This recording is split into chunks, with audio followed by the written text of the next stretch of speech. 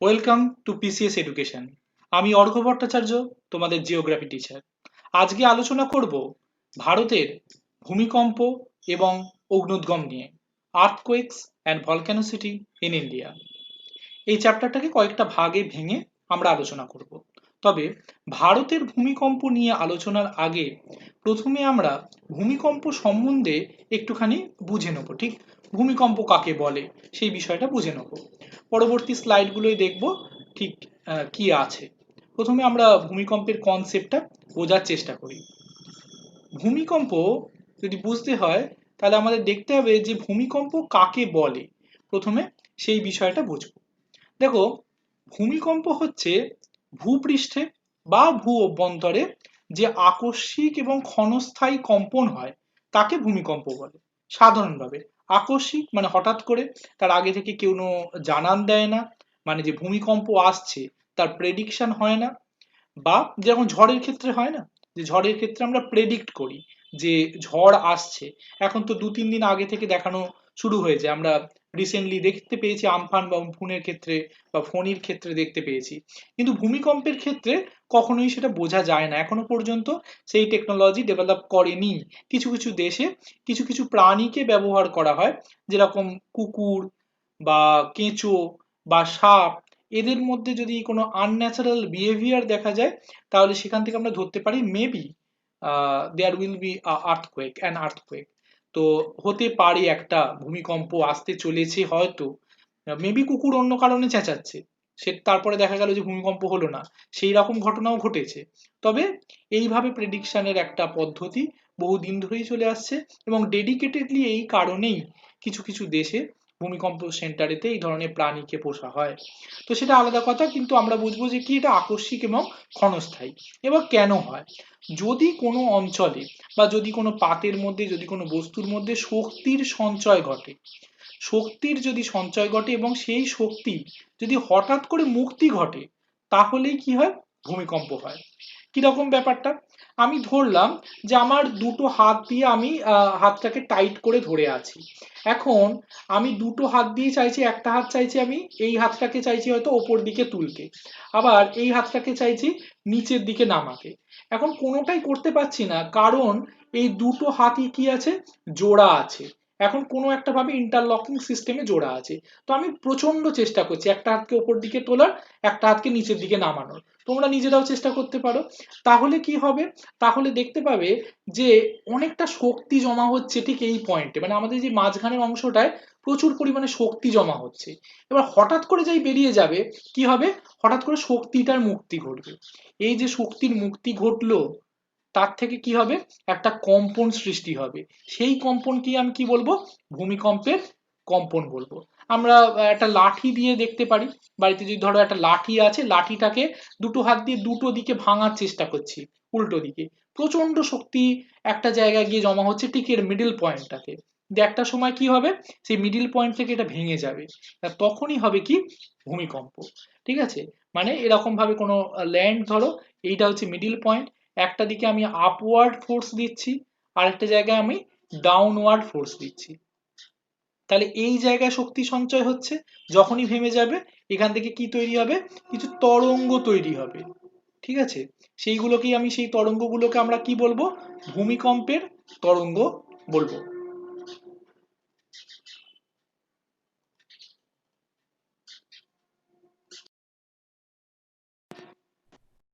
এবারে দেখে নেব একটুখানি ছবির মাধ্যমে বিষয়গুলোকে দেখে নেব।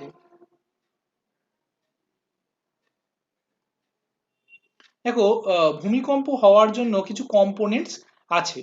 যেরকম আমরা বলতে পারি, এখানেতে দেখতে পাচ্ছি একটা জায়গা যেটাকে বলছি আমরা কি? ফোকাস। ফোকাস মানে ভূ অভ্যন্তরে যেখান থেকে ভূমিকম্পের উৎপত্তি হয় তাকে ভূমিকম্পের কি বলি? কেন্দ্র বলি। বাংলায় বলি ভূমিকম্পের কেন্দ্র, বা ইংলিশে বলছি ফোকাস। এখন ডাব্লিউবিসিএস এর প্রশ্ন ইংলিশে হবে, তাহলে ইংলিশের টার্মগুলোর সঙ্গে আমাদেরকে পরিচয় ঘটাতে হবে। ঠিক আছে? ভূমিকম্পের কেন্দ্র বা ফোকাস বলছি যেখান থেকে ভূমিকম্প তৈরি হচ্ছে। ভূপৃষ্ঠের উপরে যে জায়গায় প্রথম ভূমিকম্পের এই তরঙ্গ হিট করছে তাকে আমরা কি বলবো? এপি সেন্টার বা উপকেন্দ্র। ঠিক আছে? এপিসেন্টার বা উপকেন্দ্র। এর আরেকটা সিনোনিমও আছে হাইপোসেন্টার। ঠিক আছে, এর একটা সিনোনিম হলো কি হাইপোসেন্টার।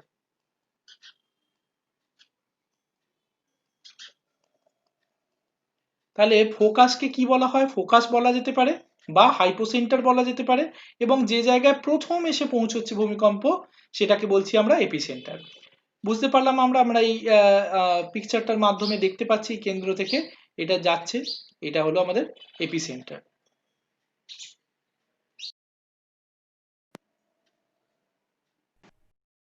এবারে দেখে নেবো আরো কিছু অংশ। এখানে আমরা দেখতে পাচ্ছি বেশ কিছু কম্পোনেন্টস। কারণ প্রত্যেকটা জিনিস এই মুহূর্তে জানার দরকার নেই। এখানে যেরকম এটা হচ্ছে হ্যাঙ্গিং ওয়াল বা ব্লক, এটা একটা স্তূপ পর্বতের অংশ অনুযায়ী দেয়া আছে যে এটা হ্যাঙ্গিং ওয়াল মানে হচ্ছে যে অংশটা ঝুলে রয়েছে এমন একটি স্থান পাথরের। এখানেতে আমরা দেখতে পাচ্ছি বিভিন্ন নতি কোণ, এগুলোকে নতি কোণ বলা হয় ডিপকে।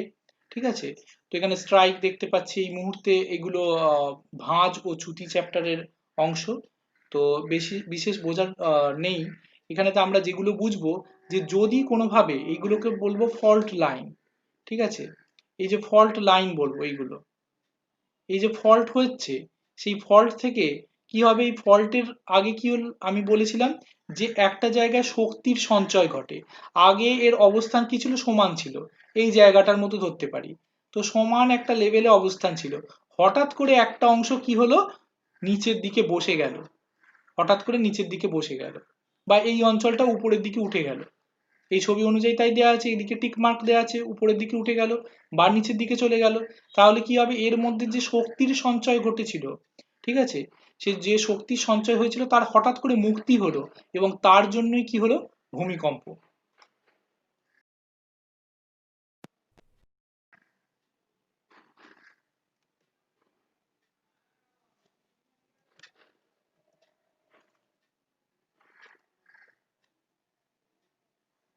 আমরা এবারে দেখব আর্থকোয়েক মেজারমেন্ট ইনস্ট্রুমেন্ট বা ভূমিকম্প পরিমাপক যন্ত্রকে নিয়ে। এখানে আমরা দেখতে পাচ্ছি সিসমোগ্রাফ। ঠিক আছে, এই সিসমোগ্রাফ যন্ত্র দু ধরনের হয়, একটা হয় ভার্টিক্যাল সিসমোগ্রাফ বা উলম্ব সিসমোগ্রাফ মেশিন, আরেকটির নাম হচ্ছে অনুভূমিক সিসমোগ্রাফ বা হরাইজন্টাল সিসমোগ্রাফ মেশিন। তো এটা আমরা দেখতে পাচ্ছি ভার্টিক্যাল সিসমোগ্রাফ, এটা IRIS এর একটা ছবি থেকে নেয়া, ভিডিও থেকে নেয়া IRIS এর।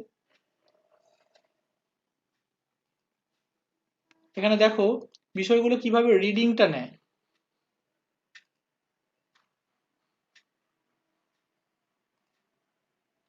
যেটা হচ্ছে এটি হচ্ছে একটি, আগে পেপার ইউজ করা হতো, কাগজ ইউজ করা হতো, বর্তমানে আর কাগজ ইউজ করা হয় না, এটা ডিজিটালি ইউজ করা হয়। পেনটাও আগে অরিজিনাল পেন থাকতো, এখন অরিজিনাল পেন ইউজ করা হয় না, ডিজিটাল পেন ইউজ করা হয়। এই ডিজিটাল পেনের মধ্যে দিয়ে ডিজিটাল পেপারের উপর একটা সবসময় ছাপ পড়তে থাকে, মানে এই জায়গাটা রোল করতে থাকে এবং সোজাসুজি যেতে থাকে, নর্মাল গ্রাফগুলো স্ট্রেট লাইনে হয়।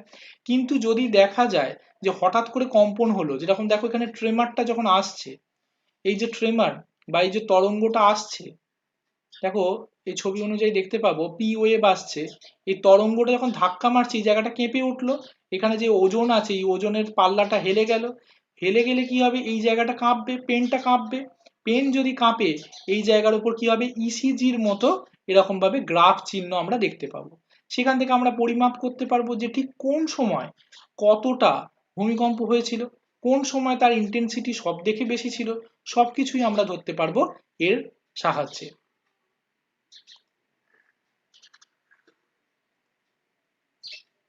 এটা কিছু নয়, একই জিনিস, শুধুমাত্র একটি অনুভূমিক যন্ত্র, সেম জিনিস, তার মধ্যে অনুভূমিক যন্ত্র আমরা পাচ্ছি, এই যে ধাক্কাটা আসছে এবং তার জন্য এইভাবে মাপগুলো হচ্ছে।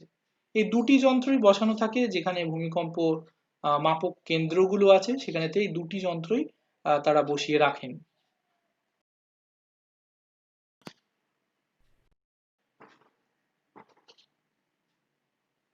এবার দেখবো ভূমিকম্পের তরঙ্গগুলোকে নিয়ে। দেখো ভূমিকম্পের তরঙ্গ অনেক ধরনের হয়। আসলে যদি তরঙ্গ মানে টাইপ আমরা ক্লাসিফাই করতে যাই, প্রায় 20 থেকে 25 ধরনের তরঙ্গ আছে ভূমিকম্পের তরঙ্গ। কিন্তু এই 20 থেকে 25 ধরনের তরঙ্গ নিয়ে এই মুহূর্তে আমরা আলোচনা করব না, বা কোনো পাঠ্য বইয়েও এই তরঙ্গগুলোকে নিয়ে আলোচনা করা হয় না। এগুলো অনেকটা ব্যক্তিগত স্তরেই পড়তে হয়। এগুলো নিয়ে আমি পড়াশোনা করেছিলাম আফটার কমপ্লিটিং মাই এমএসসি। ঠিক আছে, সেটা করার পরে এগুলোকে নিয়ে আমি পড়াশোনা করেছিলাম। কিন্তু আমাদের এমএসসি সিলেবাসে এগুলো থাকতো না, এতগুলো তরঙ্গ নিয়ে। বেসিক্যালি যে তরঙ্গগুলো নিয়ে কি আমরা আলোচনা করি সেগুলো হচ্ছে পৃষ্ঠ তরঙ্গ বলি একটা, মানে আমরা সিম্পল ক্লাসিফিকেশনে যাই, ওই জায়গায় যাচ্ছি না। পি ওয়েভ, এস ওয়েভ আর এল ওয়েভ বলে তিনখানা তরঙ্গকে নিয়ে আমরা আলোচনা করি। এখানে দেখো সারফেস ওয়েভকে আমরা এল ওয়েভ আর আর ওয়েভে ভাগ করি, তো ওই জায়গাতেও ক্লাসিফিকেশনে যাচ্ছি না। পি ওয়েভ হচ্ছে প্রাইমারি ওয়েভ, যেটা প্রথম প্রথম যেটা ভূপৃষ্ঠে আসে তাকে পি ওয়েভ বলি, এবং তার গতিবেগ হচ্ছে সব থেকে বেশি, কিন্তু ক্ষতি করার ক্ষমতা হচ্ছে সব থেকে কম। আচ্ছা, তারপরে যেটা পাই সেটা হচ্ছে এস ওয়েভ, সেটার গতিবেগ দ্বিতীয়তে আসে বলে সেটাকে আমরা সেকেন্ডারি ওয়েভ বা এস ওয়েভ বলি। তো এর ক্ষমতা হচ্ছে পি ওয়েভের থেকে একটু বেশি, মানে ডিস্ট্রাকটিভনেস এর বেশি, কিন্তু পি ওয়েভের পরে আসে। তারপরে যেটা দেখছি সারফেস ওয়েভ, এটা এল আর আর হয়। এল মানে হচ্ছে লাভ ওয়েভ, কোনো কোনো বইয়েতে লংগিটিউডিনাল ওয়েভ লেখা থাকে, কিন্তু অরিজিনাল নাম হচ্ছে লাভ ওয়েভ। আরেকটি আছে আর ওয়েভ বা রেলিথ ওয়েভ আছে। এগুলো সব থেকে শেষে আসে, এবং এর ডিস্ট্রাকটিভ পাওয়ার সব থেকে বেশি, কিন্তু এর যে চলন ক্ষমতা বা এর যে স্পিড, যে রেটে যায়, এই যে ওয়েভের যে রেট আছে সেটা সব থেকে কম থাকে। ঠিক আছে, তাহলে সারফেস ওয়েভের রেট কি হবে, রেট অফ স্পিড সব থেকে কম, তারপরে মধ্যম মানের থাকে সেকেন্ডারিতে, আর সব থেকে স্পিডে যায় পি ওয়েভ।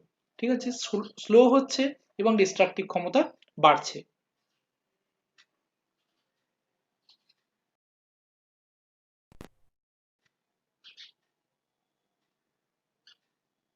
আমরা এটা একটা পৃথিবীর মানচিত্র দেখে নেবো, যেখানে যেখানে ভূমিকম্প বেশি হয়, ভূমিকম্প প্রবণ এরিয়াগুলোকে আমরা এখানে দেখতে পাচ্ছি।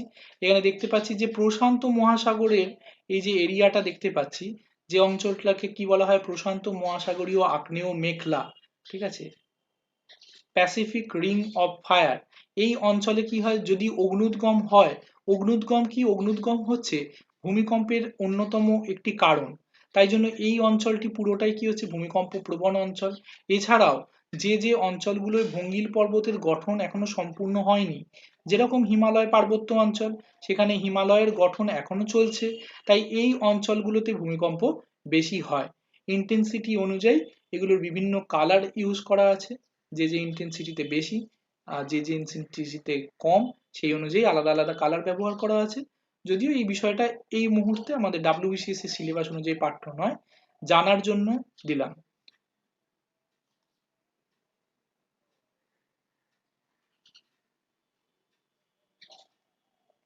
এটা দেখবো যে ভারতবর্ষের, এবার আমরা সিলেবাসে ঢুকছি।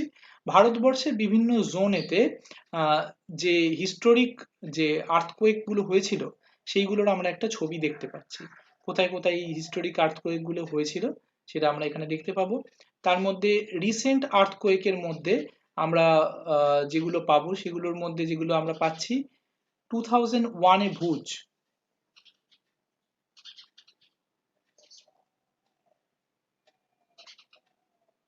2011-এ সিকিম নেপাল বর্ডারের এখানে হয়েছিল। তাছাড়াও বিভিন্ন আর্থকোয়েক আমরা এখানে দেখতে পাবো, এবং এটিও খুব গুরুত্বপূর্ণ, 1819-এর কাজ।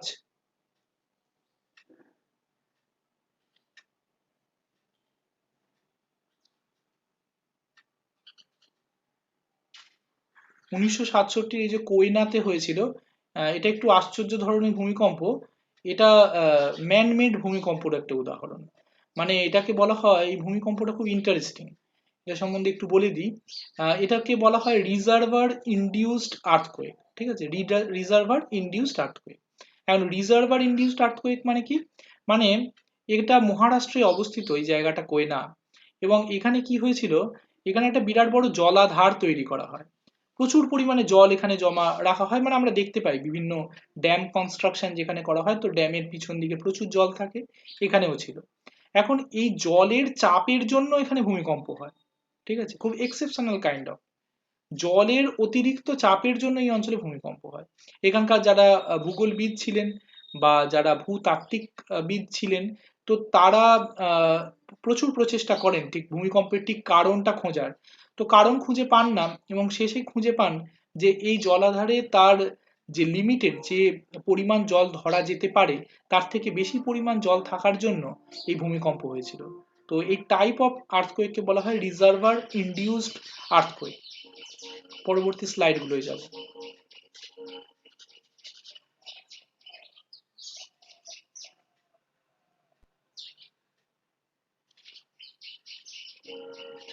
এই অঞ্চলগুলোকেই আরেকটু স্পেসিফিক ভাবে দেখানো আছে, সেম অঞ্চল।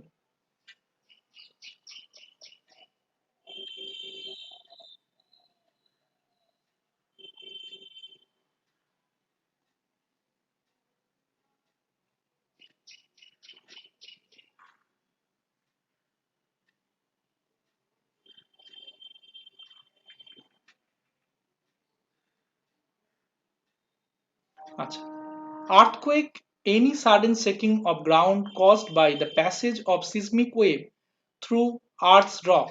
তাহলে আমি যেটা প্রথমেই সংজ্ঞাতে বলেছিলাম, এটা আর রিপিট করার দরকার নেই, যে আর্থকোয়েক কি একটা সাডেন শেকিং, হঠাৎ আকস্মিক একটা কম্পন, যেখানে মানে কার কম্পন, একটা গ্রাউন্ডের কম্পন, caused by passage of seismic waves, অর্থাৎ ভূমিকম্পের তরঙ্গের দ্বারা। কার মধ্যে? পৃথিবীর পাথরগুলির মধ্যে। Seismic waves are produced when some form of energy stored in earth crust is suddenly released, অর্থাৎ শক্তির মুক্তি হলে ভূমিকম্প হবে। এবং usually when the masses of rock straining against one another suddenly fracture and slip, অর্থাৎ যদি দুটি পাথর একে অন্যের থেকে বলপূর্বক বেরিয়ে যাওয়ার চেষ্টা করে, তাহলে হঠাৎ করে একটা স্লিপ হয়, মানে একটা স্লাইড পাস্ট হয়, মানে এরকম ভাবে আছে যে স্লিপ খেয়ে বেরিয়ে গেল।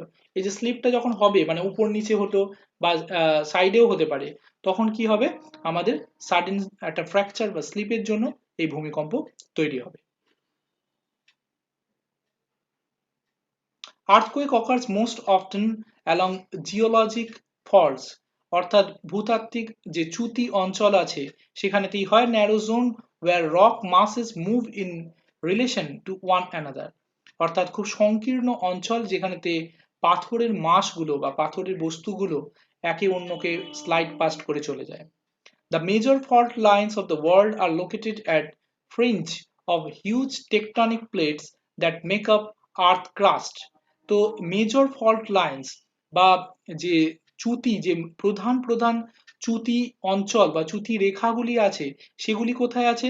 Of the world are located at the ফ্রিঞ্জেস of huge tectonic plate, অর্থাৎ বড় বড় যে টেকটনিক প্লেটগুলো আছে সেই অংশে, সেই জাংশন পয়েন্টে আমরা দেখতে পাই। মানে আমরা ধরলাম যে এখানেতে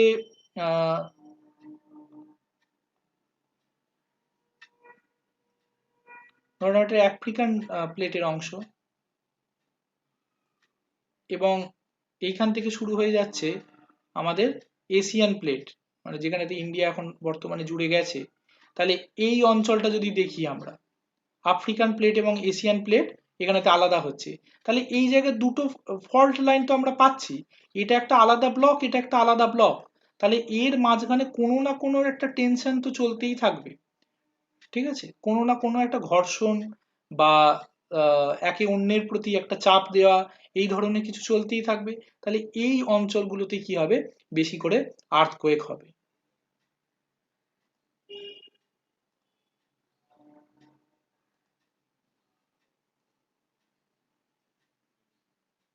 ভূমিকম্পের অনেক কারণ থাকে। ভূমিকম্পের যে আমরা কারণগুলো ওগুলো দেখলাম প্রাকৃতিক কারণ। এবার দেখব কিছু মানবীয় কারণ। সেখানে কি দেখতে পাচ্ছি আমরা?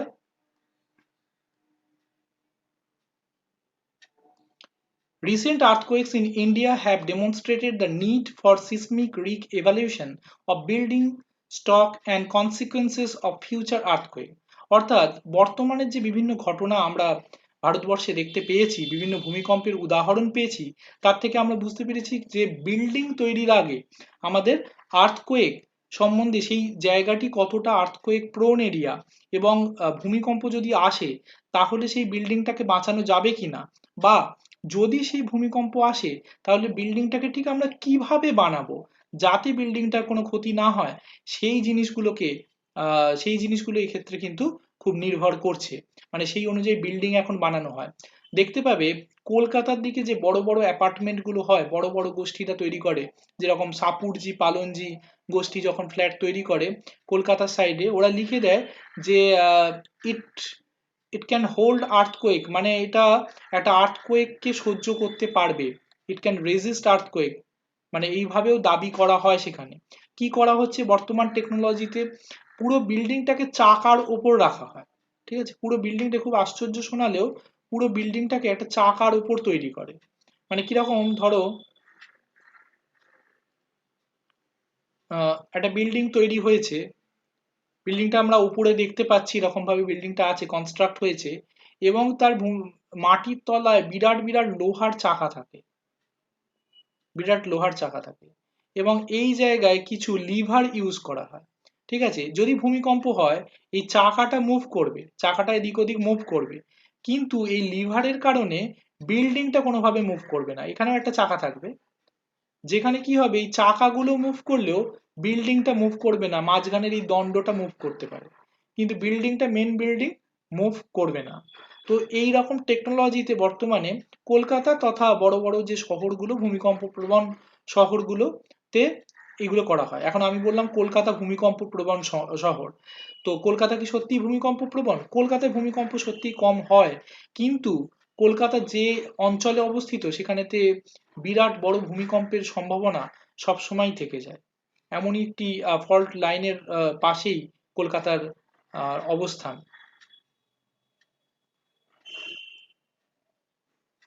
The rapid growth of cities, unplanned habitat, faulty structural design, and poor quality construction techniques have also contributed to the proliferation of seismic risks. তাহলে পুয়ার কোয়ালিটি টেকনিক আমরা যদি ইউজ করি, তাহলে ছোটখাটো ভূমিকম্পেও কিন্তু সেই বিল্ডিং ভেঙে পড়তে পারে। আর আমরা একটা জিনিস জানি, যেরকম পাহাড়ি অঞ্চলে যদি ঘর করতে হয়, সাধারণত কাঠের বাড়ি পাহাড়ি অঞ্চলে কেন বেশি হয়? বেশি হওয়ার কারণ হচ্ছে এটাই, যে আমরা যদি কোনো বিল্ডিং পাহাড়ি অঞ্চলে কোনো কনস্ট্রাক্ট করি, ধরো হিমালয় অঞ্চলে, হিমালয় কিন্তু ভূমিকম্প কোনো সময়ই স্টপ হয় না, নেভার। ঠিক আছে, কারণ হিমালয়ের যে গঠন প্রসেস চলেই যাচ্ছে চলেই যাচ্ছে, এটা এখনো তৈরি হয়নি, তাই জন্যই একে আমরা কি বলছি, নবীন ভঙ্গিল পর্বত। তাই জন্য হিমালয়ের গঠন যেহেতু কমপ্লিট হয়নি এবং এর ভূমিকম্প প্রবণ একটা অঞ্চলের মধ্যে আছে, তাই এখানেতে শক্ত কোনো বিল্ডিং, মানে কোনো সিমেন্টেড বিল্ডিং করা খুবই রিস্কি। হ্যাঁ, অবশ্যই কোনো বেস ল্যান্ড যদি থাকে সেখানে তো করা যেতে পারে, কিন্তু পাহাড়ি ঢালেতে কাঠের বাড়ি করাটাই শ্রেয়, না হলে সেটা ভেঙে যাওয়ার সম্ভাবনা থাকে। এবং আমরা দেখতে পাই যে সমস্ত বিপর্যয়গুলো হয় ভূমিকম্পের কারণে, সেগুলো এই ধরনের সিমেন্টেড বিল্ডিং করার ফলেই হয়।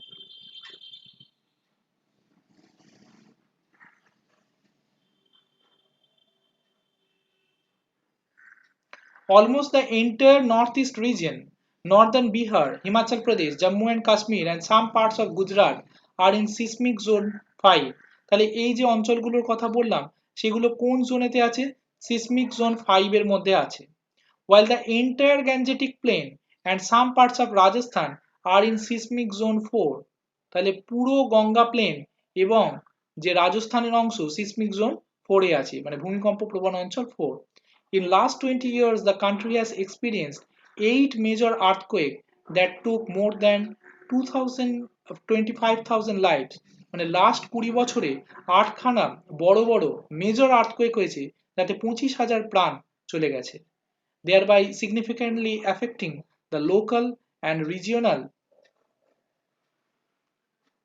economy. তার জন্য এটা সিগনিফিক্যান্টলি, মানে খুব এভাবে মানে খুবই গুরুত্বপূর্ণ বা বৈশিষ্ট্যপূর্ণভাবে স্থানীয় বা অঞ্চল ভিত্তিক অর্থনীতির ওপর তার একটা বিশাল বড় ইম্প্যাক্ট আছে।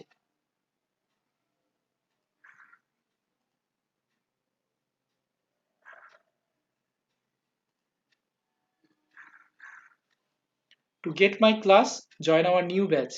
Call now 89270531 159. Thank you. পরবর্তী অংশগুলোকে নিয়ে এক্ষুনি ফিরে আসছি।